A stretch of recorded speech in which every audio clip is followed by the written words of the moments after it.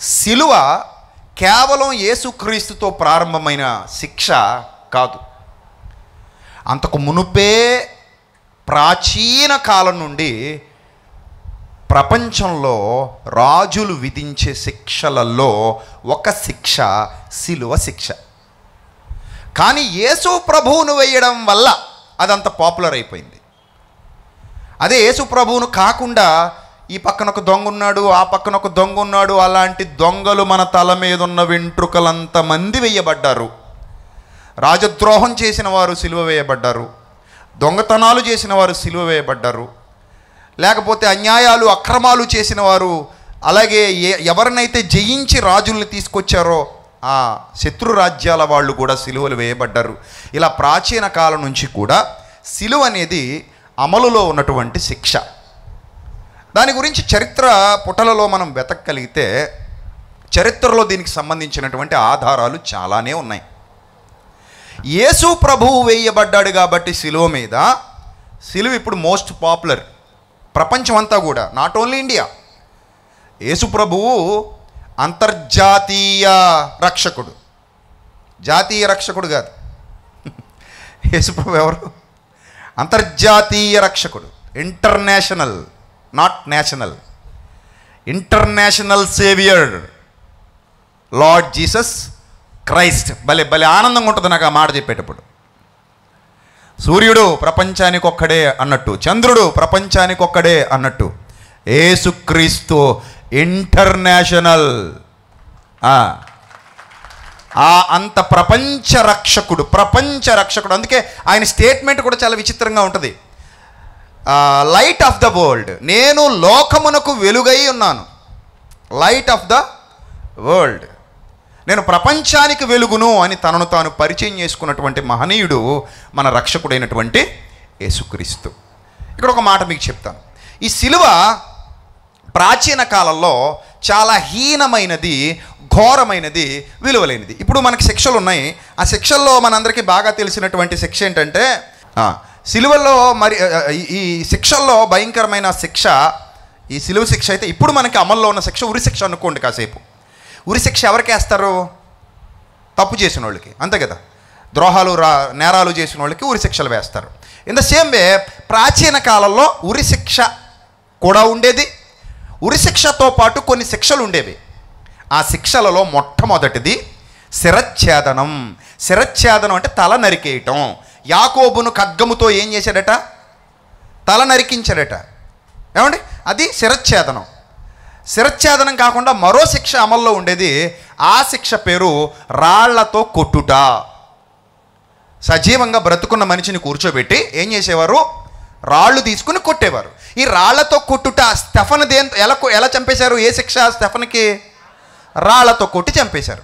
స్టెఫన్ని అదిగో చూడండి, మీరు స్క్రీన్ మీద కనబడుతుంది, రాళ్లతో కొట్టి చంపేశారు. అలాగే యాకోబును ఖడ్గంతో నరికి చంపేశారు. ఇవన్నీ కూడా ఆ కాలంలో ఉన్నటువంటి శిక్షలు. అలాగే మరో శిక్ష కూడా అమల్లో ఉండేది ప్రపంచవ్యాప్తంగా, సజీవ దహనము. అంటే వాళ్ళను నిలబెట్టి వాళ్ళ మీద ఆయిల్ పోసి అంటించేసేవారు. ఒక కర్ర నిలబెట్టి కర్ర కట్టి వాళ్ళ మీద ఆయిల్ పోసి అంటించేసేవారు. అది సజీవ దహనము. ప్రాచీన కాలంలో ఉన్నటువంటి చాలా శిక్షల్లో రాళ్లతో కొట్టటాలు, సజీవ దహనాలు, శిరచ్ఛేదనాలు, ఇంకేంటి సిలువలు, అలాగే కళ్ళు పీకించేయటాలు, అలాగే కింద నుంచి ఒక రాడ్ పైకి తీసుకొచ్చేసేవారు నోట్లోంచి కిందకి దింపేస్తే ఒక రాడ్ పైకి వచ్చేసేది అనమాట. అదిగో చూడండి, మీకు స్క్రీన్ మీద ఒక ఇమేజ్ చూపిస్తున్నాడు. ఆ రాడ్కు కింద నుంచి గుచ్చేసి, ఆ గుదములో నుండి గుచ్చేసి పొట్టలో నుంచి పైకి వచ్చిన తర్వాత నోట్లోంచి బయటకు వచ్చేసేది అనమాట కర్ర. అంత క్రూరంగా, ఇంత దారుణంగా రాజులు శిక్షలు విధించేవారు. ఇవన్నీ కూడా తప్పు చేసిన వాళ్లకు విధించేటువంటి శిక్షలు. అవి చాలా భయంకరంగా ఉండేవి ప్రాచీన కాలంలో. జాలి, దయ, కరుణ ఇవే ఉండేవి కాదు వాళ్ళకి. అలాంటి నీచమైన దృక్పథంతో బ్రతికేవారు, నీచమైన ఆలోచన విధానంతో బ్రతికేవారు. అందులో హిస్టరీలో కొన్ని సంగతులు మీరు చూస్తే ప్రియమైన దేవుని పిల్లలారా, అషూరు చెరలో అషూరీలు, అస్సీరియా అంటారు, అషూరీలు, తర్వాత బ్యాబిలోనియన్స్ కూడా ఈ శిక్షలు విధించేవారు. కళ్ళు పీకేయటం అలాంటివి బ్యాబిలోనియన్స్ కూడా చేసేవారు. రాజుల 2వ గ్రంథం 25వ అధ్యాయము 7వ వచనం ఒకసారి చూద్దాం. సిద్కియాని ఏం చేశారట? ఉమ్, ఉమ్. సిద్కియా కన్నులు ఏం చేశారటమ్మా? ఓడబీకించేశారట. సిద్కియా కన్నులు ఓడబీకించేశారట. ఏమండి, అలాంటి దుర్భర పరిస్థితుల్లో ఈ శిక్షలు ఉండేవి. అస్సీరియా కానివ్వండి, మీకు ఒక స్క్రీన్ మీద కొన్ని ఇమేజెస్ చూపిస్తున్నాను, జాగ్రత్తగా చూడండి. పూర్వకాలం ఎలాంటి పరిస్థితుల్లో శిక్షలు విధించేవారో స్క్రీన్ మీద మీకు కొన్ని ఇమేజెస్ చూపిస్తాను. పర్షియాలో కానివ్వండి, అస్సీరియాలో కానివ్వండి, బాబిలోనియా నాగరికతల్లో కానివ్వండి, అలాగే క్రీస్తు పూర్వం 4వ శతాబ్దంలో గ్రీకు దేశానికి చెందిన అలెగ్జాండర్ కానివ్వండి, వీళ్ళందరూ కూడా విధించినటువంటి శిక్షలు ఒకదాని తర్వాత ఒకటి. అందులో సిలువ ఉంటుంది, మీరు చూడొచ్చు. ఆ ఇమేజెస్ మీరు స్క్రీన్ మీద చూడాలి. ఇప్పుడు ఒకటొకటి సిలువేసి క్రూర మృగాలను వదిలేసేవారు వాళ్ళ మీదకి. సిలువేసి ఏం వదిలేసేవారు? క్రూర మృగాలు వదిలేసేవారు. వాళ్ళు కదలలేని పరిస్థితుల్లో ఆ క్రూర మృగాలు వాళ్ళని తినేసేవన్నమాట. అలా వాళ్ళు చంపబడేవారు, ఆ క్రూర మృగాల చేత తినివేయబడేవారు. ఇక్కడ చూడండి, వాళ్ళను తలక్రిందులుగా సిలువ వేయటం, ఇవన్నీ శిక్షలు. తలక్రిందులుగా సిలువ వేయటం. ఇక మరో ఇమేజ్లో మనం చూస్తే ఈ కొంతమందిని కర్రలకు కట్టి ఆకాశ మధ్యంలో వేలాడదీసి అత్యంత క్రూరంగా కత్తులతో పొడుస్తూ సిలువేసి చంపేసేవారు.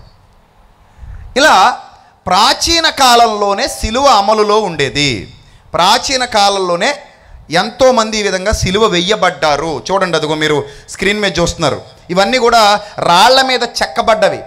పురాతత్వ శాస్త్రవేత్తల తవ్వకాల్లో దొరికినటువంటి శిలాఫలకాల మీద ఏ విధంగా వాళ్ళను శిక్షించి చంపేసేవారో అవి చెక్కబడి ఉన్నాయి.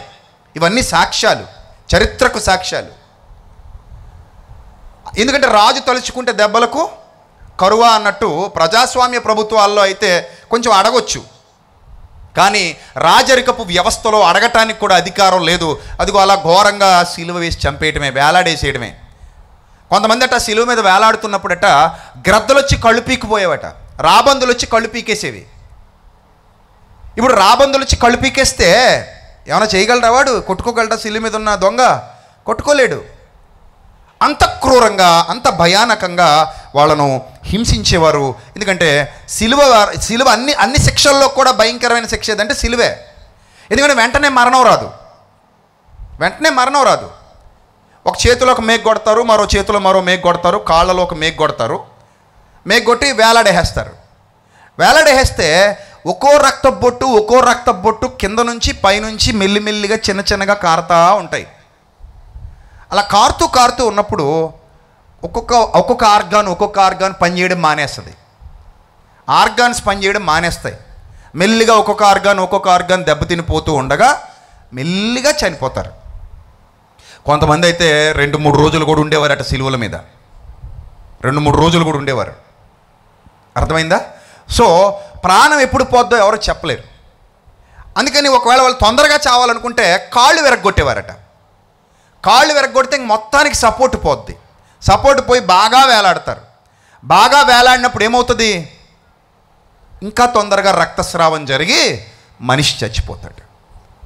ఎంత క్రూరమైన శిక్ష శిలువ శిక్ష. ఎంతోమంది చరిత్రకారులు చెప్పారు, ప్రపంచంలో రాజులు విధించిన శిక్షలన్నిటిలో అత్యంత భయానకమైన శిక్ష ఏదైనా ఉంది అంటే ఫస్ట్ ప్లేస్ వచ్చేది సిలువకే. దేనికి? ఫస్ట్ ప్లేస్లో నిలబడేది ఏందట? సిలువే. అలాంటి దుర్మార్గమైన, భయంకరమైన, అత్యంత క్రూరమైన, పాశవికమైన శిక్ష సిలువ శిక్ష. ఇప్పుడు పాయింట్ ఏంటంటే యేసుక్రీస్తు ప్రభు దానిని ఎందుకు ఎన్నుకున్నాడు? ఏమంటే ఓవరాల్గా ఆయన కాన్సెప్ట్ ఏంటి? పాపి కొరకు ప్రాణం పెట్టడం, అంతేనా? ఆయన కాన్సెప్ట్ ఏంటండి?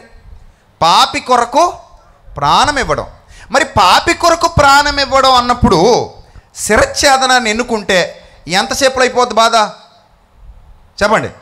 2 నిమిషాలు. అలా తలకాయ పెడతాడు, కత్తి తీసుకొస్తారు, వేస్తారు, ఎగిరిపోయి పడిపోయింది.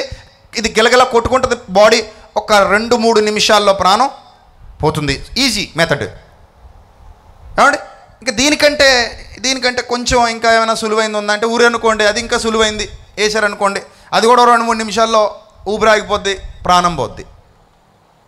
రక్తమే చిందించాలి కాబట్టి ఈ శిరచ్ఛేదనం అయితే బాగుంటుంది. రాళ్లతో కొట్టబడ్డం కూడా అది కూడా తొందరగానే చచ్చిపోతారు. ఎందుకంటే రాళ్ళు విసిరేటప్పుడు ఎక్కడ తగలాలని వాళ్ళు ఏమో అనుకుని విసరరు కదా, అందరు కలిపి ఒకేసారి విసురుతారు. తలకు గట్టిగా 4 రాళ్ళు తగిలాయంటే స్పృహ తప్పిపోతాం, ఇంక చచ్చిపోతాం. 4 రాళ్ళు కూడా అక్కర్లేదు, ఒక్క రాయి కరెక్ట్గా ఇక్కడ తగిలితే చాలు ఏమైపోతాం, చచ్చిపోతాం కదా. సో కాబట్టి ఇలా రాళ్లతో శిరచ్ఛేదనం కానీ, లేకపోతే రాళ్లతో కొట్టడం కానీ, లేదా సజీవ దహనం కానీ, సజీవ దహనం కూడా 5 నిమిషాలు 6 నిమిషాల్లో చచ్చిపోతారు. కానీ యేసు ప్రభు దాదాపుగా సిలువ మీద ఉన్న సమయం ఎంతో తెలుసా? ఉదయం 9 గంటల నుంచి సాయంత్రం 3 గంటల వరకు. ఇంచుమించు ఎన్ని గంటలు? దాదాపు 6 గంటలు. 6 గంటల పాటు వేలాడటం ఒక ఎత్తైతే, ఈ 6 గంటలకు ముందు ఆ రాత్రంతా కూడా చిత్రవద అనుభవించాడు ఆయన. చిత్రవద దాదాపు 6 స్థలాలలో నిలబెట్టారు ఆయన్ని. 6 తీర్పులు తీర్చడానికి తీసుకెళ్లారు. 6 స్థలాలలో నిలబెట్టారు, తీర్పులు తీర్చారు, కొట్టారు, హింసించారు. ఆయన ఒంటి మీద ఉన్న ప్రతి మాంసపు ముక్క చీల్చేసి అత్యంత పాశవికంగా ఆయనను హింసించి లాస్ట్లో సిలువకు తీసుకెళ్లారు. చాలా దారుణంగా కొట్టి. మరి ఇంత ఘోరమైన గిన్నెను ఎందుకు ఎన్నుకున్నాడు ఆయన? మీరు ఆలోచించారో లేదో, ప్రార్థన చేస్తున్నారట ప్రభు గెత్సెమనే తోటలో. ఏమని ప్రార్థన చేశారో తెలుసా? తండ్రి, నీ చిత్తమైతే ఈ గిన్నె నా యొద్ద నుండి తొలగించు. మళ్ళీ వెంటనే నా ఇష్టము కాదు, నీ ఇష్టమే సిద్ధించును గాక. ఎప్పుడైతే ప్రభు ఈ ప్రార్థన చేశారో, ఆ ప్రార్థనకు జవాబు రాలేదంటే దాని అర్థం ఏంటంటే, ప్రభు ప్రార్థనకే జవాబు రాలేదంటే దాని అర్థం ఏంటంటే, దేవుడు తన చిత్తం మీద బలంగా నిలబడ్డారు. దేవుడు లోకమును ఎంతో ప్రేమించెను. తన చిత్తం మీద బలంగా నిలబడ్డారు కాబట్టి ఈ క్రూరమైన శిక్షకు ప్రభువును అప్పగించేశారు. అయితే సిలువనే ఎందుకు ఎన్నుకున్నాడు అనే విషయాన్ని ఆలోచిస్తే ప్రియమైన దేవుని ప్రజలారా, మీరు అర్థం చేసుకోవచ్చు. సిలువనే ఎందుకు ఎన్నుకున్నాడంటే, ఒక బలియాగం జరగాలి, పవిత్ర రుధిర ధారలు ఈ భూమి మీద చిందింపబడాలి. ఆయన ఒంటిలో ఉన్న ప్రతి రక్తపు బొట్టు నేల కారాలి. చివరికి ఏ స్థితి వరకు అది నేలకు రావాలంటే, ఆ రక్తం ఏ స్థితి వరకు నేలకు అంతగా పిండబడాలంటే, పక్కలో బళ్ళెంతో పొడిస్తే రక్తముతో పాటు ఇక రక్తం అయిపోయింది అని చెప్తూ ఏమొచ్చాయట? నీరు వచ్చిందట. సీరం అంటారు దాన్ని. ఇక బ్లడ్ లేదు, మొత్తం వచ్చేసింది, ఇక బ్లడ్ లేదు. ఒక్క రక్తపు బొట్టు కూడా లేకుండా మొత్తాన్ని ఈ ప్రపంచంలో చిందించాల్సిన బలి పశువు కాబట్టి, తల నరికారనుకోండి, కాళ్ళలో ఉన్న రక్తం బయటికి రాదు. శిరచ్ఛేదనం చేస్తే కాసేపు ఈ మొండెల్లో నుంచి బ్లడ్ వచ్చి కాసేపటికి ఏమైపోద్ది? గడ్డగట్టుకుపోద్ది. ఇంకంతే, అయిపోయింది. రాదు, బయటికి రాదు. కానీ ఇక్కడ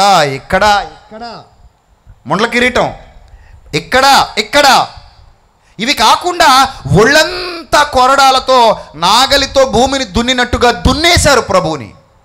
ఇక శరీరంలో ఎక్కడా ఖాళీ లేనంతగా ప్రభువు తన దేహాన్ని మనందరి కొరకు అప్పగించాడు. అలా ఆయన శరీరంలోని ప్రతి రక్తపు బొట్టు నేల మీదికి కారాలి. ఎందుకు?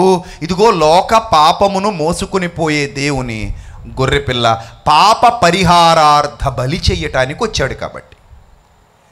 ఈ పాప పరిహారార్థ బలి కొరకు యేసుక్రీస్తు ప్రభు నియమింపబడ్డాడు గనుక దేవుడు వ్రాయించిన ప్రవచనాల సారంగా ఒకసారి చూడండి యెషయా గ్రంథము. ఎన్నోసార్లు మీరు చదువుకున్న మాటలు గుర్తు చేస్తాను.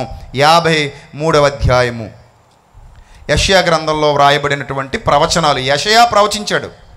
యేసుక్రీస్తుని గురించి ఎవరు ప్రవచించారు? యెషయా ప్రవచించాడు. ఏమని ప్రవచించాడో ఒకసారి మనం చూస్తే 4వ వచనంలో వ్రాయబడిన మాట, నిశ్చయముగా అతడు మన రోగములను భరించెను, మన వ్యసనములను వహించెను, ఆయన మొత్తబడినవాడు. ఏమవ్వాలట? మొత్తబడాలంటే శిరచ్ఛేదనం సెట్ అవుతుందా? సెట్ అవుతుంది. ఉరి శిక్ష సెట్ అవుతుందా? సెట్ అవ్వదు. సజీవ దహనం సెట్ అవుతుందా? అంటే మంటలేసి కాల్చేయటం సెట్ అవ్వదు. క్రూర మృగాలను వదిలేయటం సెట్ అవుతుందా? సెట్ అవ్వదు. రాళ్లతో కొట్టడం సెట్ అవ్వదు. మొత్తబడాలి. ఆయన మొత్తబడిన వాడుగాను, దేవుని వలన బాధింపబడిన వానిగాను, శ్రమ నొందిన వానిగాను మనం అతని ఎంచితిమి. మన అతిక్రమములను బట్టి అతడు ఏమవ్వాలి? గాయపరచబడాలి. గాయాలు ఉండాలి, ఒంటి నిండా గాయాలు ఉండాలి. మన అతిక్రమాలకి ఆయన గాయాలకి సంబంధం ఏంటి? మన అతిక్రమాలకి ఆయన గాయాలకి సంబంధం ఏంటంటే లోక పాపాన్ని. లోకం పాపం ఎలా చేసింది? శరీరంతో చేసింది. పాపం ఎలా చేస్తాను చెప్పండి? ముందు మనసులో మొదలవుద్ది, తర్వాత ఇందులోకి వచ్చి నిలబడద్ది, శరీరంలోకి వచ్చి గట్టిగట్టద్ది. ఎక్కడ పుడుద్ది? గోదావరి ఎక్కడ పుట్టిందట? నాసిక్లో పుట్టిందట. ఎక్కడ కలుస్తుందట? బంగాళాఖాతంలో కలుస్తుందట. పాపం ఎక్కడ పుడుద్దట? హృదయంలో పుడుద్దట. ఎక్కడ కలిసిపోద్దట? శరీరంలో కలిసిపోద్దట. గోదావరిలాగే అక్కడ పుట్టి ఇక్కడ కలిసిపోయినట్టు అక్కడ పుట్టి ఇక్కడ కలిసిపోతుంది. అందుకని ఇప్పుడు మన పాపములు అంటే లోక పాపములు, మనుషుల పాపాలు. పాపాలు ఎక్కడ చేశారు? హృదయంలో నుంచి పుట్టి శరీరంలోకి వచ్చి శరీరంలో తెచ్చేసాయి. ఇప్పుడు శరీరం అంతా మలినమైపోయింది, శరీరం అంతా పాపంతో నిండిపోయింది. శరీరంలో పాపం ఏలుబడి చేస్తుంది. శరీరములో ఏం ఏలుబడి చేస్తుంది? పాపం ఏలుబడి చేస్తుంది. అవయవాలన్నీ కూడా పాప పంకిలమైపోయాయి. ఇప్పుడు యేసుక్రీస్తు ప్రభు నీ రోగాలు భరించాలి, నీ పాపాన్ని భరించాలి, నీ నిమిత్తము ఆయన గాయపడాలి. సో ఆయన మన నిమిత్తము ఏమాయను? మన అతిక్రమములను బట్టి. మన అతిక్రమములు, నీ దేహంతో చేసిన ప్రతి అతిక్రమానికి ప్రభు శరీరంలో గాయాలయ్యాయి. సూచనలు చూడండి. ఈ గాయాలు నీ బదులు ఆయన పొందుకుంటున్నాడు. పాయింట్కి వస్తాం, చాలా విలువైన పాయింట్. లోకం ఏదైతే వాగుతోందో లోకానికి లోకంతోనే సమాధానం చెప్తాను ఈరోజు. మీకు ఇక్కడ 2 సినిమాలు వేస్తాను. ఇప్పుడు ఇదేంటండి బాబు, క్రైస్తవ సభల్లో సినిమాలు అనుకుంటున్నారా? మీకోసం కాదు. ఎవడైతే వాగుతున్నాడో ఆడికి ఆ సినిమాల్లో 2 బిట్లు చూపిద్దాం అనుకుంటున్నాను. ఆడి వేలుతోనే ఆడు కన్ను పొడుస్తా. మరి అంతే కదా, వాడి వేలుతోనే వాడు కన్ను పొడుస్తా. ఎలా పొడుస్తానో చూద్దురు కానీ ఇప్పుడు మీరు చూడండి. ఇక్కడ ఏం రాయబడింది? మన సమాధానార్థమైన శిక్ష అతని మీద పడింది. అతడు పొందిన దెబ్బల్లో మనకు స్వస్థత ఉంది. అన్నీ ఆత్మ సంబంధమైన మాటలే. అతడు పొందిన దెబ్బల్లో మనకి స్వస్థత ఉందండి. దీని అర్థం ఏంటంటే నేను ఒక పాయింట్ చెప్తాను, జాగ్రత్తగా వినండి.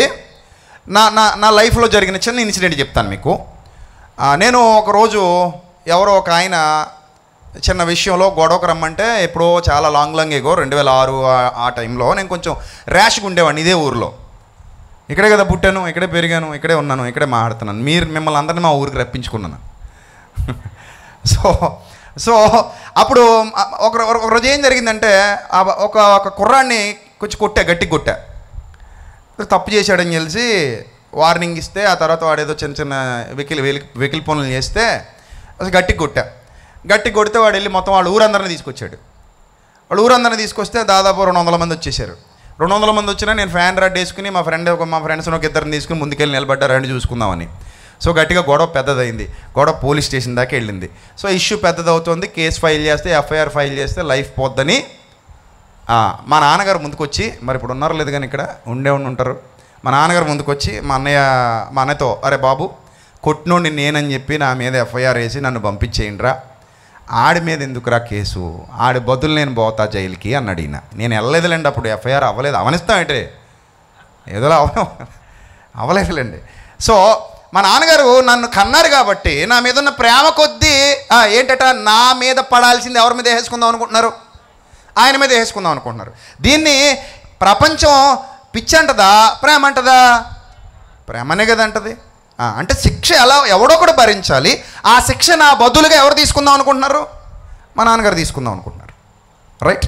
సో ఇలాగే మీరందరూ కూడా మీ పిల్లల గురించి ఆలోచిస్తారు. ఒకవేళ శిక్ష అనుభవించాల్సి వస్తే నీ బిడ్డకే ఇస్తావా, నువ్వు వేసుకుంటావా అంటే వెంటనే తండ్రి స్థానంలో నువ్వేమంటావో తెలుసా?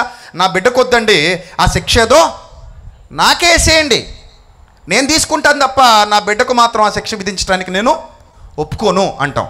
ఇక్కడ కూడా దేవుడు మానవులకు అతిక్రమములను బట్టి శిక్ష విధిస్తాడు. శిక్ష అయితే తప్పదు, విధించాలి. Rule is rule for all. దేవుడు అన్యాయస్తుడు కాడు, దేవుడు పక్షపాతి కాడు, దేవుడు ఎవరి చేత మాట అనిపించుకునేవాడు కాడు. శిక్ష విధించాలి, పాపానికి శిక్ష విధించాలి. అందుకే బలి వచ్చింది. నా గొర్రె మీద మోపా, మేక మీద మోపా, ఏదో విధంగా ఈ బలి వచ్చింది. ఇప్పుడు శిక్షకి ఎవరు వస్తారయ్యా అని అంటే, పాపం లేనోడు వస్తే అతను సేఫే, నువ్వు సేఫే. ఇప్పుడు భరించగలిగేవాడు రావాలి. కొడితే భరించగలిగేవాడు వచ్చినప్పుడు నువ్వు భరించలేవు, చచ్చిపోతావు. నేను భరించగలను కాబట్టి నేను చావను. నువ్వు మాత్రం ఆ దెబ్బ తింటే ఏమైపోతావు?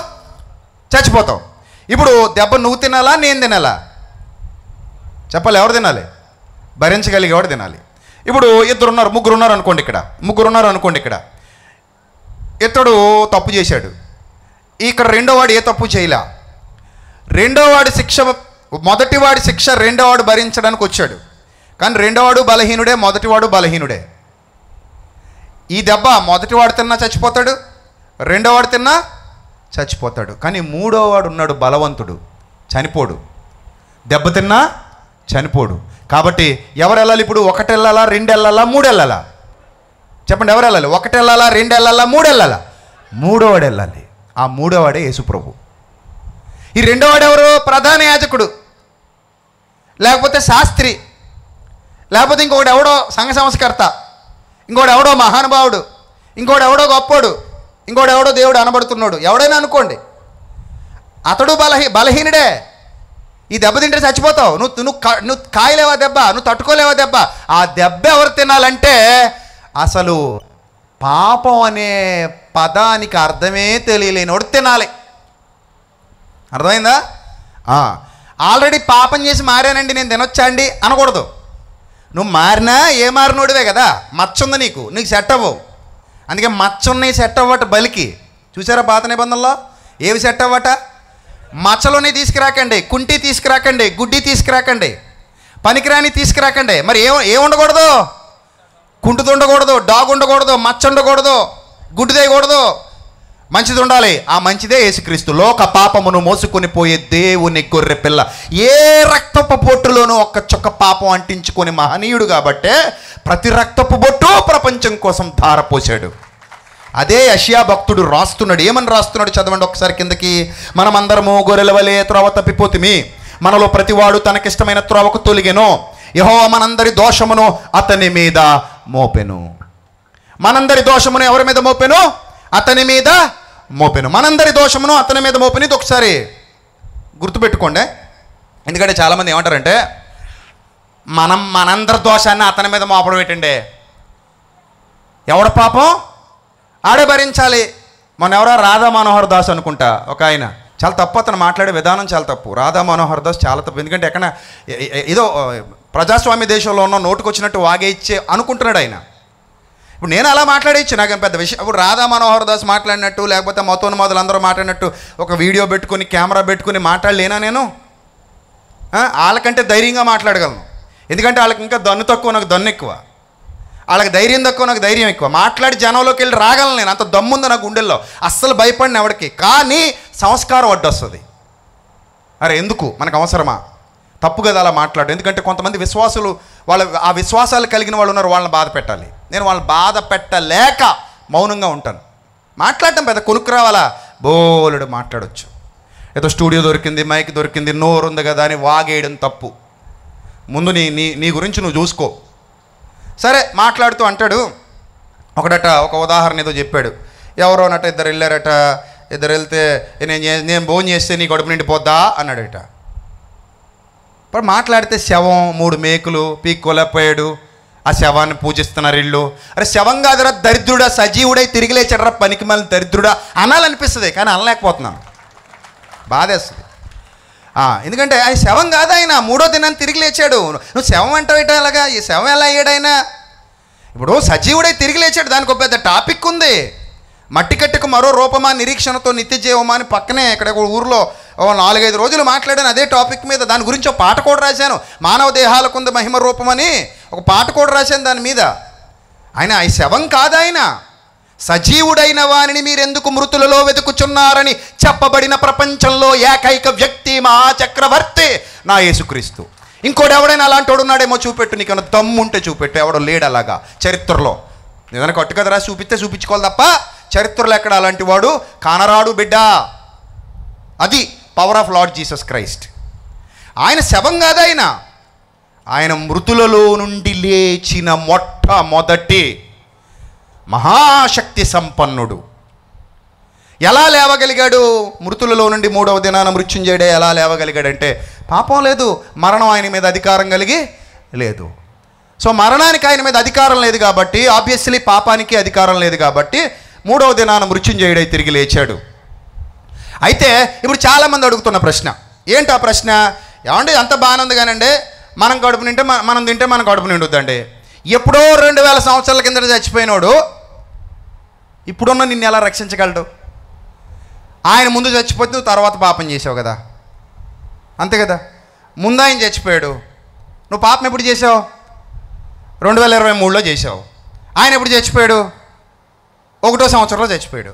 ఇప్పుడు 2023లో పాపం చేసినోడు కోసం 1వ సంవత్సరంలో చచ్చిపోవడం ఇంతకంటే దరిద్రం ఏదైనా ఉంటుందా అండి? ఇంతకంటే పిచ్చి మాట ఏదైనా ఉంటుందా అండి అంటాడు ఒకడు.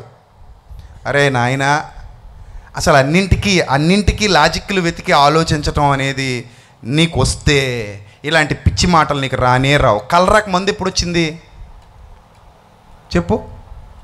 కలరాక మందు ఎప్పుడు వచ్చింది? ఎప్పుడొచ్చింది? ఇప్పుడు వచ్చిందా? ఎప్పుడు వచ్చింది మరి? దాదాపు 100 ఏళ్ళు అయిపోతుంది. ఇప్పుడు నీకు కలరా వచ్చిందనుకో, 100 ఏళ్ల కిందట కనిపెట్టిన మందు వేసుకుంటావా, లేకపోతే రేపు ఎప్పుడైనా ఇంకో కనిపెట్టబోయే మందు వేసుకుంటావా? అంటే మందు ముందు కనిపెట్టవచ్చు కదా బిడ్డ, నువ్వు పుట్టక ముందే మందు కనిపెట్టవచ్చు కదా బిడ్డ, కనిపెట్టవచ్చు బిడ్డ. మరి ఇది మందే బిడ్డ, యేసుక్రీస్తు రక్తం అనే మందు నువ్వు పుట్టక ముందే కనిపెట్టబడింది. మందు ఎప్పటికీ మందే, వైద్యం ఎప్పటికీ వైద్యమే. నువ్వు ఎప్పుడు రోగివైనా అవ్వు, నువ్వు రోగివయ్యాక స్పెషల్గా మందు కనిపెట్టబడాల్సిన అవసరత లేదు. నువ్వు రోగివి కాకమునుపే నీకోసం మందు సిద్ధం చేసి ఉంచాడు. That is the power of Lord Jesus Christ blood. Yesu ప్రభు యొక్క రక్తం అది. సో ఒక పరిశుద్ధుడు ప్రపంచానికంతటికీ మందుగా భూలోకానికి దిగొచ్చాడు. ఇప్పుడు అనొచ్చు, సరే ఇది కూడా బాగానే ఉంది, సరే మందే ఓకే, ఆయన యందు విశ్వాసం ఉంచితే మా పాపాలు పోతాయంటావు. మరి అంతే, మరి నువ్వు నీ పాపాలు ఎలా పోతాయి చెప్పు? నువ్వు చెప్పు, నీకు లెక్క ఉందిగా, ఏదో లెక్క ఉంటుంది, ఏదో నదిలోకి వెళ్ళి మునిగితే పోతాయంటావు. అది నీ విశ్వాసమేగా, విశ్వాసమే. నేను గౌరవిస్తున్నా కాదని అన్నట్ల, నీ విశ్వాసం అది. సరే వెళ్ళు, మునుగు, పోయా అన్నావు, ఓకే. ఇప్పుడు అలాగే మాది విశ్వాసమే. మరి అర్థమైందా? ఇప్పుడు నువ్వేదో దేవుణ్ణి నమ్ముకుంటావు. ఎందుకు నమ్ముకున్నావు దేవుణ్ణి? నీ పాపాలు తీసేస్తాడనేగా, అవును. నీకేదో స్వర్గం ఇస్తాడనేగా, అవును. అది నీ విశ్వాసమేగా, అవును. మరి ఎవరిదైనా అదే విశ్వాసం. నువ్వు నమ్ముకున్న దేవుడి దగ్గరైనా దేవా నా పాపాన్ని క్షమించు, ఇది ఉండిలో డబ్బులు వేస్తున్నాను, లేదా తలనీలాలు సమర్పిస్తున్నాను, లేదా ఏదో పూజ చేస్తాను, హోమం చేస్తాను, ప్రార్థన చేస్తాను, నా పాపాన్ని క్షమించు. నువ్వైనా అలాగే అడగాలి, నేనైనా అదే అడగాలి. కానీ నేను అడుగుతున్నది పరిశుద్ధుడిని. నువ్వు ఎవరిని అడుగుతున్నావు చూసుకోదు, నీకు నాకు సంబంధం లేదు. అది మాత్రం నేను ధైర్యంగా చెప్తాను. ఒకవేళ యేసు ప్రభు గురించి ఆయన తప్పుడు కోతలు కుయ్యాలనుకుంటే నేను ఎప్పటి నుంచో అడుగుతున్నానండి ఇదే ప్రశ్న. యేసు ప్రభు గురించి తప్పుడు మాటలు మాట్లాడాలని ఎవరైనా అనుకుంటే ఆయనలో పాపాన్ని చూపించి మాట్లాడండి. మీకు ఏమైనా దమ్ముంటే మాట్లాడండి, ఆయనలో పాపాన్ని చూపించి. పుస్తకాలు ముందేసుకుని కూర్చుందాం. కానీ ఆయనలో పాపం చూపించగలిగే మగాడు ఇంతవరకు పుట్టలేదు. ఇప్పుడేంటి, ఆయన బతుకున్నప్పుడే ఎవడో లేడు.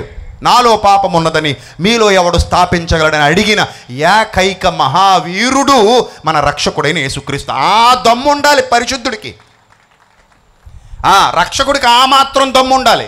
పాపిని రక్షిస్తాను అని వచ్చాడంటే తాను పాపై ఉండకూడదు, ఆ దమ్మున్నోడే రావాలి. ఆ దమ్ము నా యేసుక్రీస్తులో టన్నులు కొద్ది ఉంది. మరి నీకేమైనా ఉంటే చెప్పి తెచ్చుకో, మాట్లాడదాం, అప్పుడు మాట్లాడదాం.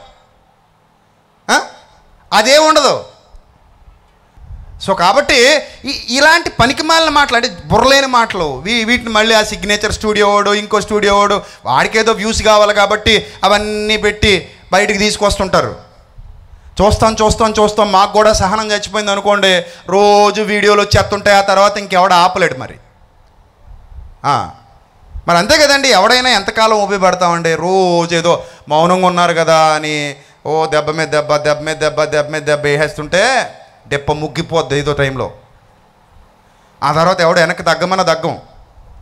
ఆ తర్వాత నువ్వే అనవసరంగా కొరుకుతో తలగొక్కున్నాను అనుకుంటావు. మరి అంతే కదా, మరి అలా చేయకూడదు, తప్పది. ఇప్పుడు ఏదైనా ఉంటే ప్రశాంతంగా పద్ధతిగా మంచిగా ప్రశ్నించి తప్పలేదు.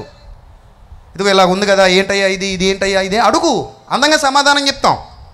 సరే, ఇప్పుడు చాలా టైం అయిపోతుంది, లాస్ట్లో ఒక మంచి హింట్ ఇచ్చి మాట్లాడదాం. ఏది మాట్లాడుకోవాలనుకున్నాం మనం? మనలో మన మన మన దోషము ఆయన మీద మోపబడింది, అంతే కదా. మన దోషము ఆయన మీద, యెహోవా మనందరి దోషము అతని మీద మోపెను. అది మాట్లాడుకుందాం, ఒక నిమిషం ఆగండి. ఇక్కడ మనం చూడాల్సినటువంటి ఒక ప్రాథమికమైన విషయం ఏమిటంటే, యేసు ప్రభువును విమర్శించటం ఇప్పుడు మొదలైంది అనుకుంటారేమో, పొరపాటు. శిలువ మీద ఉండగానే మొదలైంది. ఎప్పుడు మొదలైంది? శిలువ మీద ఉండగానే మొదలైంది. ఎలా మొదలైంది? మత్తయి సువార్త 27వ అధ్యాయం 42వ వచనం ఒకసారి చూద్దాం. వీడు ఇతరులను రక్షించెను. ఒప్పుకున్నారా లేదా? ఆ మాట ఒప్పుకున్నారా లేదా? ఒప్పుకున్నారని. ఎంత పనికిమాలినోళ్ళు అంటే ఒప్పుకొని కూడా దూషిస్తున్నారు. ఎంత నీచులు! రక్షించెను అన్న విషయం వాళ్ళే కన్ఫర్మ్ చేశారు, మనం కాదు. చూడండి, జాగ్రత్తగా చూడండి, బైబిల్ ఎంత స్పష్టంగా ఉందో. వీడు ఇతరులను రక్షించెను. He saved others. సాక్ష్యం వాళ్ళే ఇచ్చారు. అక్కడే తెలిసిపోయింది, ఓహో నిజమేనా. అప్పుడు నాకులాంటి ఉన్నాడు అనుకోండి, ఎవరు ఇలా ఏందరా అన్నావు? వీడు ఇతరులను రక్షించెను అంటే రక్షించడం చూసావరా దరిద్రుడు నువ్వు? చూశాను. డెప్ప మీద కొట్టేయాలి. అప్పుడు కొట్టే మరి ఎందుకరా ఇంత పనికిమాలినోడు, ఆయన గురించి అలా తప్పుగా వాగుతున్నావు? ఇతరులను రక్షించాడు అన్నప్పుడు వీడని అంటావు ఏంట్రా? సంస్కారం లేకుండా నీచుడా. రక్షించాడని ఒప్పుకుంటున్నావు కదరా దుర్మార్గుడా అని అంటాం. వీడు ఇతరులను రక్షించెను. నెక్స్ట్ ఏంటట? అది కథ. వీడి బాధ ఏంటంటే, ఇప్పుడు చచ్చిపోయిన వాళ్ళు బతికించావు, ఓకే ఒప్పుకుంటాం. కుంటోడికి కాలు ఇచ్చావు, ఓకే ఒప్పుకుంటాం. గుడ్డోడికి కళ్ళు కూడా ఇచ్చావు, ఓకే ఒప్పుకుంటాం. మోగోడితో మాట్లాడింపజేసావు, ఓకే అది కూడా ఒప్పేసుకుంటాం. ఇంకా జలదర రోగం అని, చాందర రోగం అని, దయ్యాలు పట్టడం అని, 12 ఏళ్ల నుంచి వచ్చే రక్తస్రావ రోగం అని, నడు వంగిపోవడం అని, ఇలాంటి శిల్లాశితక రోగాలు అయితే ఇంకా చాలా ఉన్నాయి. ఆ లెక్క చెప్పడానికి ఇప్పుడు మాకు టైం కూడా సరిపోదు. ఇన్నేసి రోగాలు తీసేసావు, చచ్చిపోయిన వాళ్ళు బతికించేసావు. ఇంకా దారుణం ఏంటంటే 4 రోజులు ఉందట శవం లోపల కుళ్ళిపోయి పురుగులు కూడా పడేసిందట.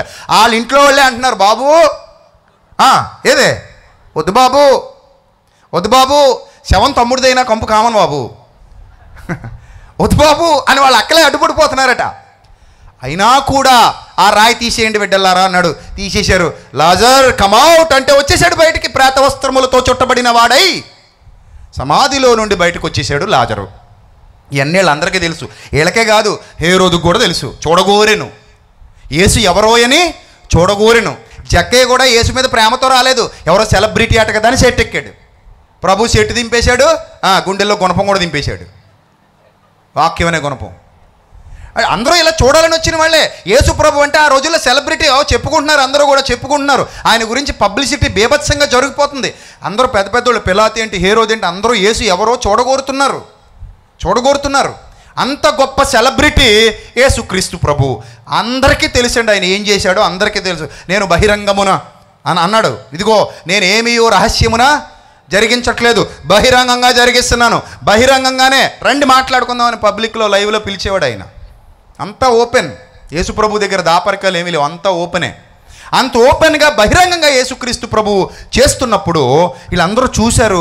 చూసి వీళ్ళే సాక్ష్యం ఇస్తున్నారు, వీడు ఇతరులను రక్షించను, తనను తాను రక్షించుకోలేడు. ఇలా బాధ ఏంటంటే, ఇప్పుడు ఇంతమందిని రక్షించిన ఈ పవరు ఇప్పుడు కూడా ఉండాలి కదా.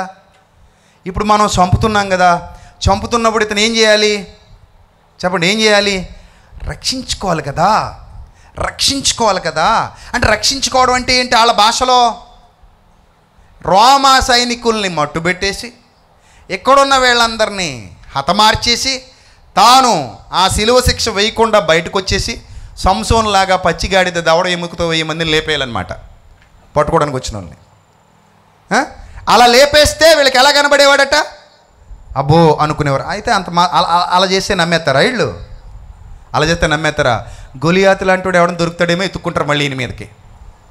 మనిషి స్వభావం ఎంత కదా, సాతాను స్వభావం. ఇప్పుడు ఇతరులను రక్షించను అన్నప్పుడే ఆయన హీరోయిజం నీకు అర్థమైపోయింది. తనను తాను ఎందుకు రక్షించుకోలేకపోతున్నాడు అనే క్వశ్చన్ నీకు వస్తే అదే త్యాగం అంటారు. దాన్ని ఏమంటారు? త్యాగం అంటారు, ప్రేమ అంటారు. ఇక్కడ 2 విషయాలు మీకు అర్థమైంది. ఒకటి, ఇతరులను రక్షించాడు, తనను తాను రక్షించుకోలేదు. రెండోది, మన శిక్ష అతని మీద మోపబడింది. ఈ రెండింటినీ ఈ లోకం ఒప్పుకోవట్లేదట. ఇప్పుడు ఒప్పుకోలేకపోతుంది ఈ లోకం. ఎవరికైనా సువార్త చెప్తే వీళ్ళిద్దరూ ఒప్పుకోలేంది ఇదే. ఇదిగో శిలువ మీద 3 మేకులు పీక్కోలేకపోయాడు, అందుకే కుక్కచావు చచ్చాడు. ఇది ఒకటి వాదన. మరొకటి వాదన ఏంటంటే అసలు మనం తప్పు చేస్తే అతన్ని శిక్షించడం ఏంటి, ఇది మరొకటి వాదన. ఈ లోకానికి లోకంతోనే గుణపాఠం చెప్పాలనుకుంటున్నాను నేను. ఎలా చెప్తానో జాగ్రత్తగా చూడండి స్క్రీన్ మీద. ఫస్ట్, ఈ భారతదేశాన్ని ఉర్రోతలూగించినటువంటి 2 సినిమాలు ఉన్నాయి నా చిన్నతనంలో. 30 సార్లు చూశానండి ఒక సినిమా. అందులో ఒక సినిమా నేను VCR పెట్టుకు 30 సార్లు చూశాను నా చిన్నతనంలో. అంత పిచ్చి నాకు ఆ సినిమా అంటే. ఇంకో సినిమా ఉంది, అది కూడా నేను మారు మనసు పొందకముందే వచ్చింది. దాన్ని కూడా ఇంచుమించు ఒక 7-8 సార్లు థియేటర్లో చూసా. అంత పిచ్చిగా నాకు ఆ సినిమాల మీద అవగాహన ఉంది. లోకం ఒప్పుకుంది కాబట్టి super duper block buster hit అయ్యింది. ఎవరు ఒప్పుకున్నారు? లోకం ఒప్పుకుంది. ఇప్పుడు అదే లోకం అదే విషయాన్ని బైబిల్లో నుంచి కాపీ కొట్టారని నేను చూపిస్తాను ఇప్పుడు మీకు. ఆ సీన్స్ మొత్తం, ఆ ఎసెన్స్ మొత్తం బైబిల్లో నుంచి కాపీ కొట్టారు. ఆ ఎసెన్స్ బైబిల్లో నుంచి కాపీ కొడితే మాత్రం ఒప్పుకోలేకపోతుంది. ఇప్పుడు అందులో మొట్టమొదటి నేను 30 సార్లు చూసిన ఆ తమిళ సినిమా చూద్దాం. నిన్ను కాపాడడానికి నీ అన్నయ్య వచ్చాడు. చేతనైతే నీ అన్నయ్య నువ్వు కాపాడుకో. సమానికి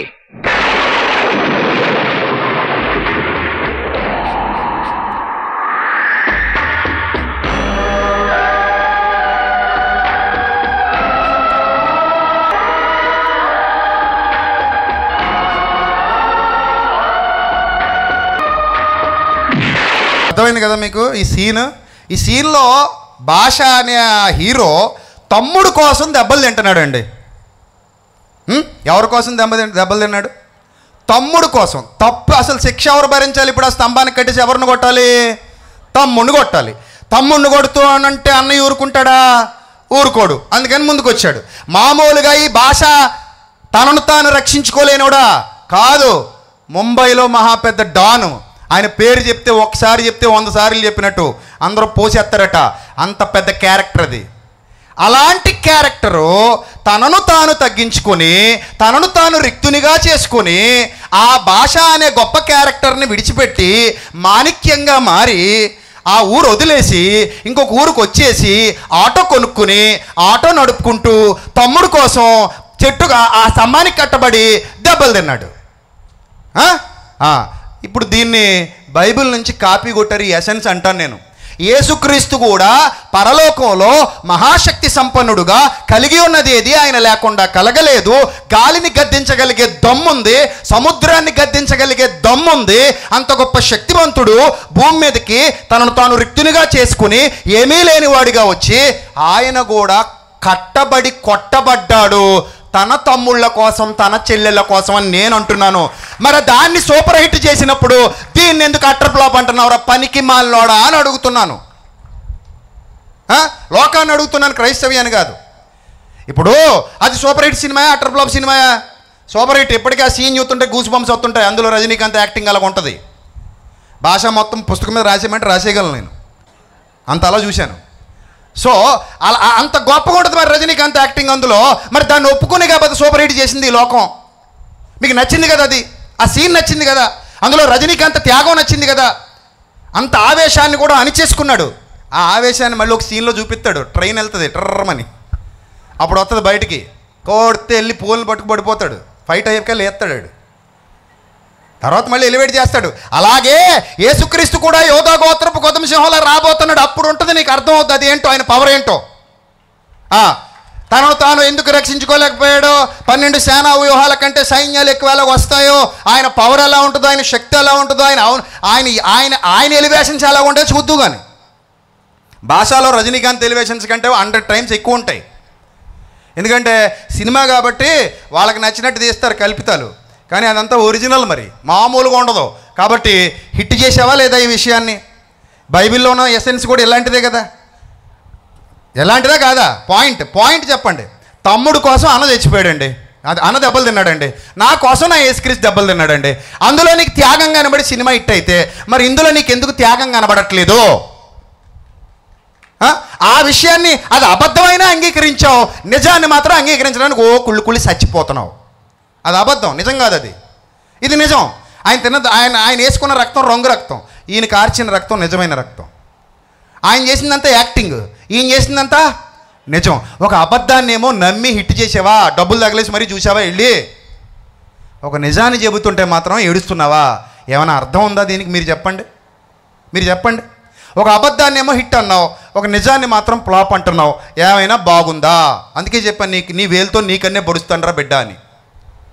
లోకానికి లోకంతోనే సమాధానం చెప్తున్నా. నువ్వు నమ్మింది, నువ్వు చూసింది, నువ్వు హిట్ అన్నది యేసు ప్రభు చేస్తే నీకెందుకు నచ్చలేదు? యేసు ప్రభు కూడా చేసింది అదే. తన వారి కోసం తన ప్రాణాన్ని ధారపోశాడు. ఇంకో సీన్ చూద్దాం. తెలుగు రాష్ట్రాలను ఉర్రూతలూగించిన మరో చిత్రం మన చిరంజీవి గారిది. అది కూడా సూపర్ డూపర్ హిట్. బెనిఫిట్ షోలకి వెళ్ళిపోయాం అప్పుడు మేము. చూద్దాం, అది కూడా ప్లే చేయి బాబు.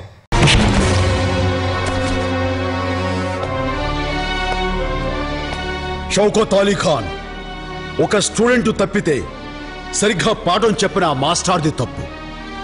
ఒక పిల్లవాడు తప్పు చేస్తే అతన్ని పెంచిన తండ్రిదా తప్పు. వీడికి తల్లిని తండ్రిని నేనే పెంచాను. వాడు తప్పు చేశాడంటే ఆ తప్పు నాది. నన్ను కొట్టండి. వద్దు సార్, నన్ను కొట్టండి. తప్పు చేసింది నేను. మా మావయ్య దేవుడు sir. Sir please sir. Sir Valmiki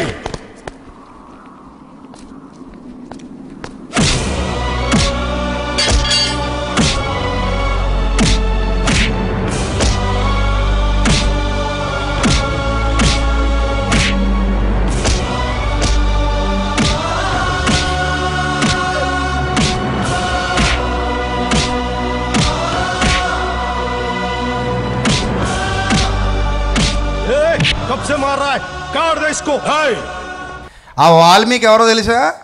మాకున్నారు వాల్మీకులు, దేవదూతలు. 12 సేనా వ్యూహాల కంటే ఎక్కువ సైన్యం. వాల్మీకి ఒక్కతే ఎత్తాడు, పేతురు మొత్తాన్ని చెవిగోడు నరికేశాడు.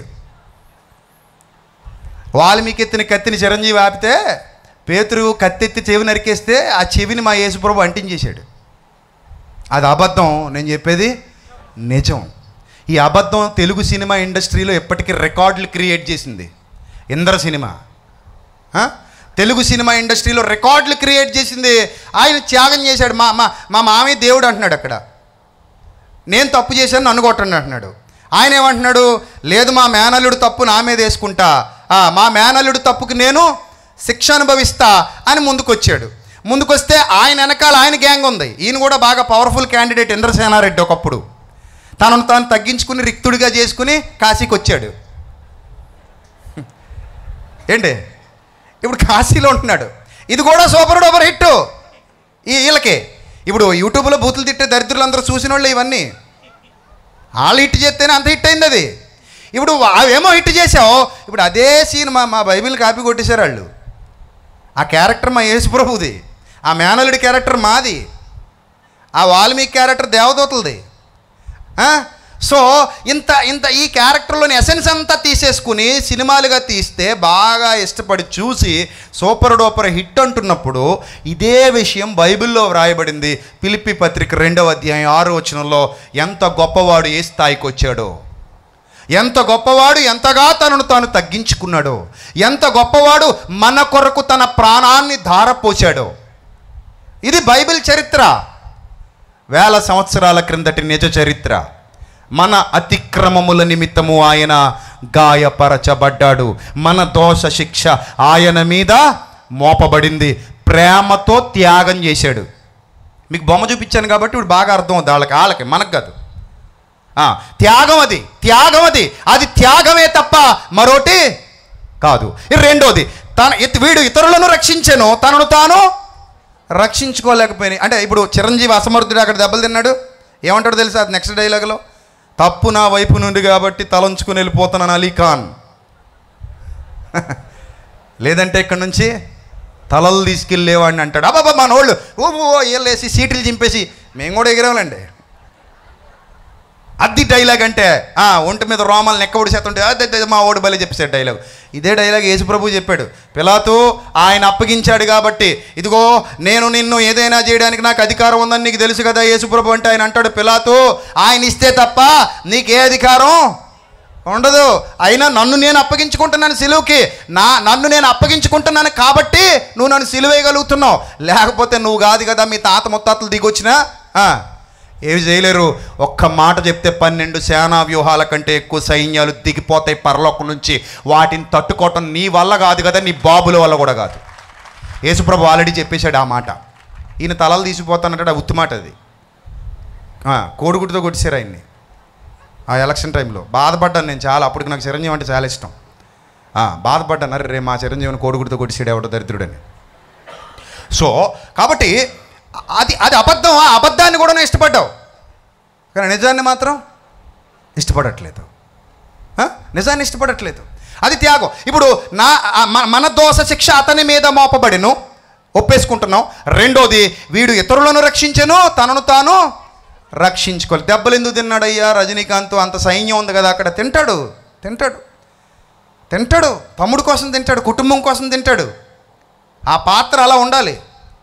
అది అబద్ధమైనా కూడా ఆ పాత్ర యొక్క త్యాగం, ఆ పాత్ర యొక్క ఔన్నత్యం అర్థం చేసుకున్నాం. గొప్పోడే కాదనండు, గొప్పోడే, కానీ తనను తాను తగ్గించుకున్నాడు. అది ఆ పాత్ర. ఇప్పుడు మీకు 2 పాయింట్లు అర్థమైనయా? నెంబర్ 1, మన అతిక్రమముల నిమిత్తము ఆయన గాయపరచబడి, నీకు తగలాల్సిన దెబ్బలు ఆయన తిన్నాడు. Point number 1. పాయింట్ నెంబర్ 2, చేత కానివాడు కాడు, చేత కాక శిలువ మీదకెక్కినవాడు కాడు, శక్తి లేక శిలువ మీదకెక్కినవాడు కాడు. శక్తి గలవాడు, చేతనైనవాడు, సమర్థుడు, ధీరుడు, వీరుడు, కలిగి ఉన్నదేది గట్టిగా మాట్లాడితే ఆయన లేకుండా కలగలేదు. సిలువ వేసేవాడు కూడా ఆయన వల్లే పుట్టాడు.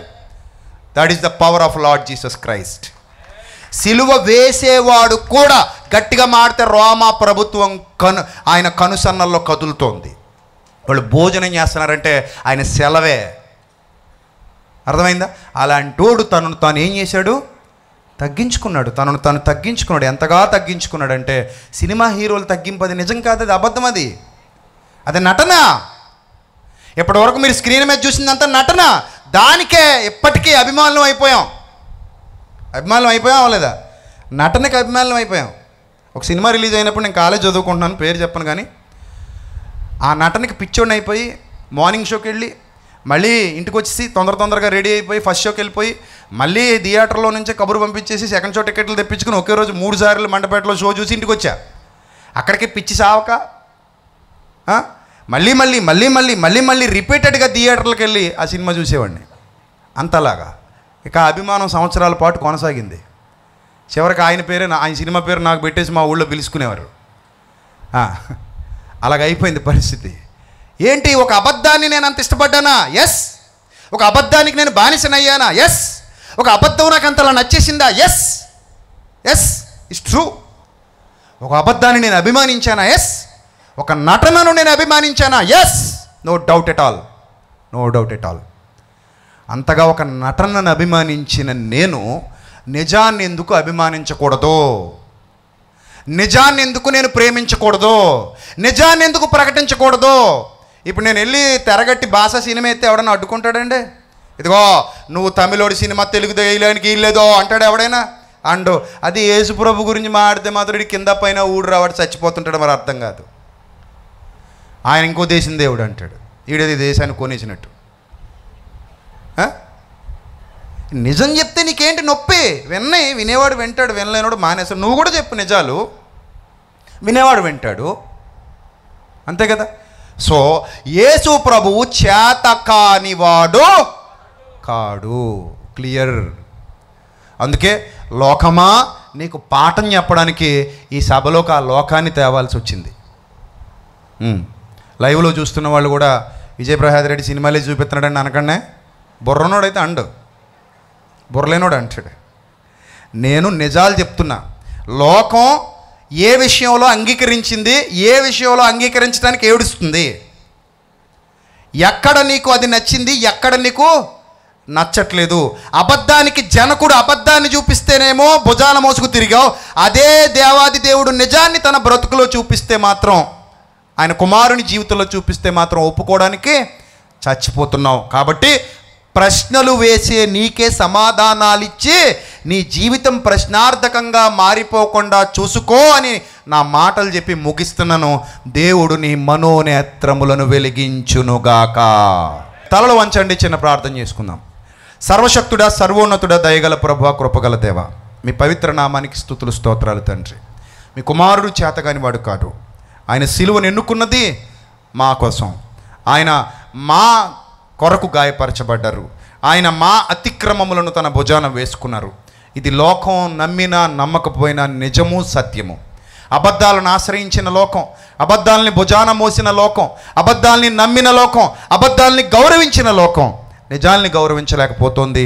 చాలా బాధాకరం తండ్రి. ఈ దుస్థితిలో ఉన్న లోకాన్ని వెలిగించడానికి లోకానికి లోకంతోనే సమాధానం చెప్పాల్సి వస్తుంది. దయగల ప్రభువా, వారి మనోనేత్రములు వెలిగించండి. సత్యమును అర్థం చేసుకోగలిగే హృదయాన్ని ప్రసాదించండి. వారికి జ్ఞానం ఇవ్వండి, వివేకం ఇవ్వండి. మీ సన్నిధి కాంతిలో నిలువబెట్టి నడిపించమని ఘనత, మహిమ, ప్రభావములు మీకే చెల్లిస్తూ యేసుక్రీస్తు వారి మహాదివ్య నామంలో ఈ ప్రార్థన మనవులు సమర్పించి జవాబు పొందుకొనుచున్నాం మా కన్న తండ్రి. ఆమెన్. అందరికీ వందనాలు. మే లార్డ్ బ్లెస్ యు ఆల్.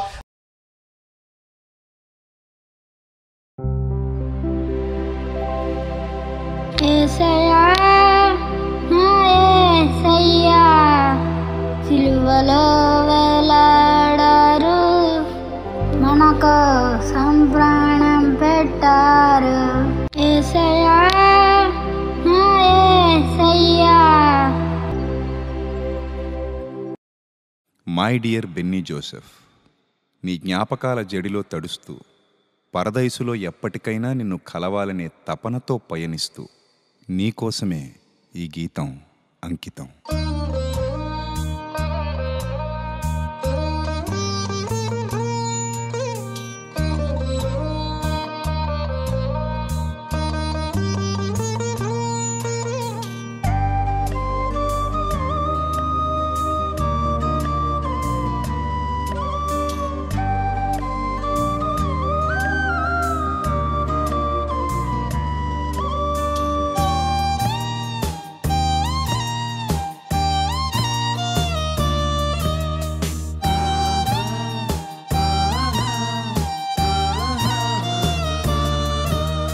సిలువలో తొలగెను నా పాపమనే పేదరికం, విలువనే పెంచెను నా యేసుక్రీస్తు త్యాగం. సిలువలో తొలగెను నా పాపమనే పేదరికం, విలువనే పెంచెను నా యేసుక్రీస్తు త్యాగం.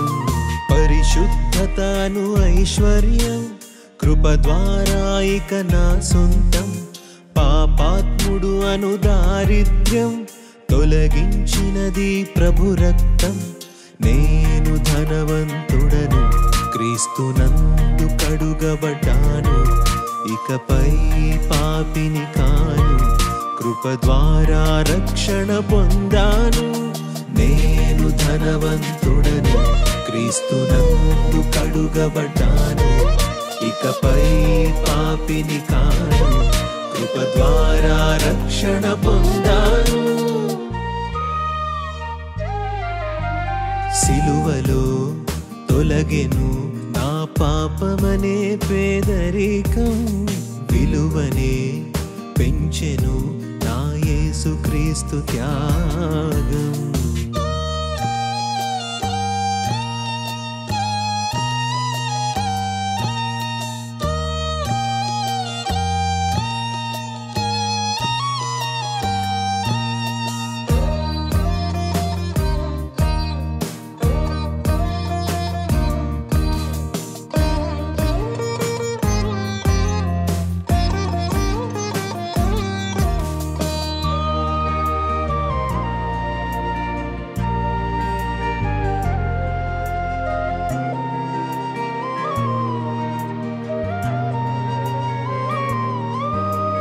ధర్మశాస్త్రమనుచరలోన పాపపు బంధీలెవరైనా, క్రీస్తునందే విమోచన, అది దేవుని సముచిత దీవెన, అది దేవుని సముచిత దీవెన. కాలగతులు తన వశమైన మారు మనసు పొందిన మదిన నిరంతర క్షమాపణ అది దేవుని నిత్య నిబంధన. అది దేవుని నిత్య నిబంధన.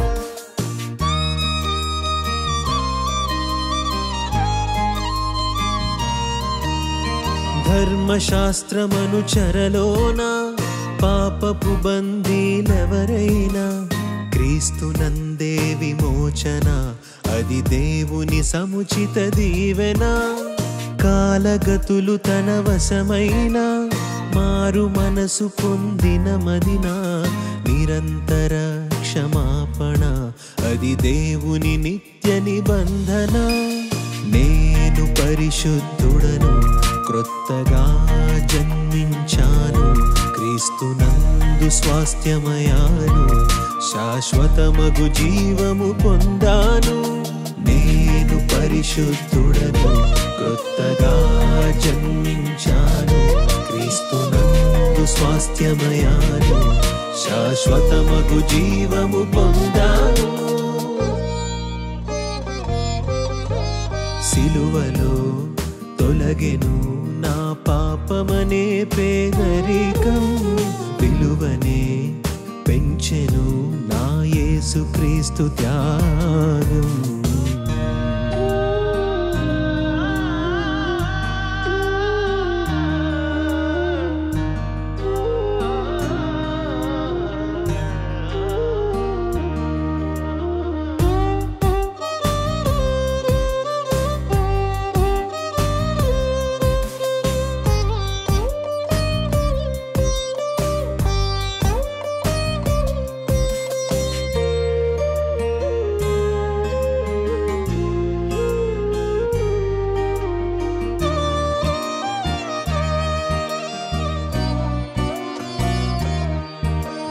పాపమైన అపరాధమైన చచ్చిపడిన ఆ స్థితిలోన నా శాపమునే పొందిన నా ప్రభువుకు కృతజ్ఞతార్పణ.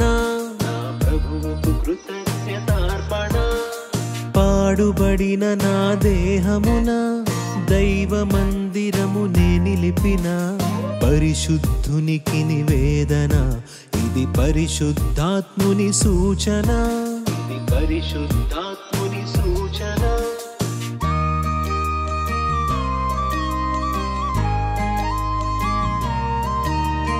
పాపమైన అపరాధమైన చచ్చిపడిన ఆ స్థితిలోన నా శాపమునే పొందిన నా ప్రభువుకు కృతజ్ఞతార్పణ. పాడుబడిన నా దేహమున దైవ మందిరమునే నిలిపిన పరిశుద్ధునికి నివేదన ఇది పరిశుద్ధాత్ముని సూచన. నేను పిలువబడ్డాను సంఘములో చేర్చబడ్డాను వాగ్దానము పొంది ఉన్నాను పరలోకపు పౌరుడనయ్యాను.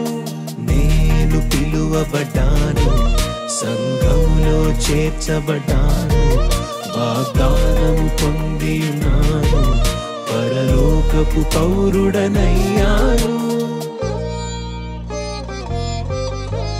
సిలువలో తొలగెను నా పాపమనే పేదరికం విలువనే పెంచెను నా యేసుక్రీస్తు త్యాగం. సిలువలో తొలగెను నా పాపమనే పేదరికం విలువనే పెంచెను నా యేసుక్రీస్తు త్యాగం. పరిశుద్ధతను ఐశ్వర్యం కృప ద్వారా ఇక నా సొంతం పాపాత్ముడు అను దారిద్ర్యం తొలగించినది ప్రభు రక్తం. నేను ధనవంతుడను క్రీస్తునందు కడుగబడ్డాను ఇకపై పాపిని కాను కృప ద్వారా రక్షణ పొందాను. నేను ధనవంతుడను క్రీస్తునందు కడుగబడ్డాను ఇకపై పాపిని కాను కృప ద్వారా రక్షణ పొందాను. సిలువ తొలగెను నా పాపమనే పేదరికం, విలువనే పెంచెను నా యేసుక్రీస్తు త్యాగం.